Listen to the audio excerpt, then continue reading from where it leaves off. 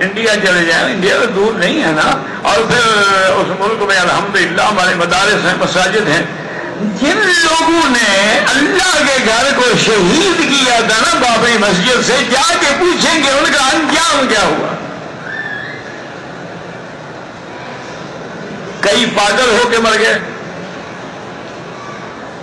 کئی اسلام قبول کر گئے، اور جنہوں کے گھر میں چوہے پیدا ہوئے اسے طاعون پھیلا ہو، طاعون سے مر گئے. اللہ بدلہ تو لیتے ہیں نا.